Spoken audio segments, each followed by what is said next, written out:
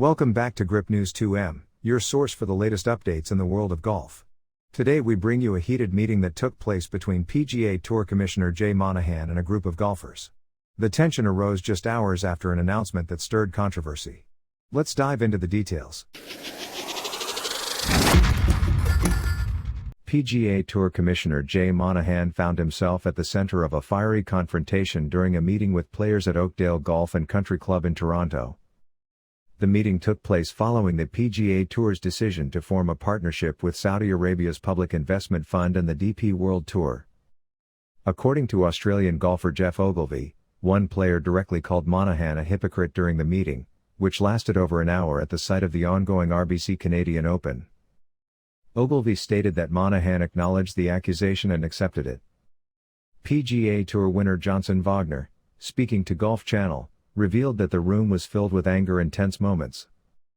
He even mentioned that some players demanded new leadership for the PGA Tour, receiving standing ovations for their remarks. In a subsequent news conference, Jay Monahan addressed the criticisms and acknowledged the possibility of being labeled a hypocrite due to the new partnership. He explained that his previous statements were based on the information available at that time and aimed at serving the PGA Tour's best interests. This development comes after a CBS Sports interview at last year's RBC Canadian Open, where Monahan commented on the Saudi Arabian monarchy's connections to the 9/11 attacks. The commissioner had expressed concerns, asking players whether they had ever faced backlash for being part of the PGA Tour. Monahan revealed that the PGA Tour engaged in discussions with Public Investment Fund, PIF, officials for approximately 7 weeks. The initial meeting involved PGA Tour Policy Board members Ed Herlihy and Jimmy Dunn, who met with Yasir Al-Rumowan, the governor of the Sovereign Wealth Fund. During the intense meeting with Monahan, several players expressed frustration at being kept unaware of the negotiations. Many of them first learned about the partnership through social media before receiving an official memo from Monahan.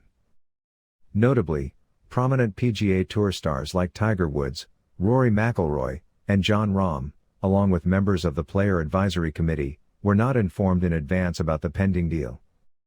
While some players voiced their discontent, others reacted positively. Golf legend Jack Nicklaus expressed support for the agreement, stating that it could benefit the game of golf. He eagerly awaits further details and expects the arrangement to come into effect in 2024. The agreement brings an end to all litigation between the parties and establishes a new for-profit entity, collectively owned, which merges PIF's golf-related commercial businesses and rights with those of the PGA Tour and DP World Tour. A board of directors will oversee the golf-related commercial operations, businesses, and investments of the new entity.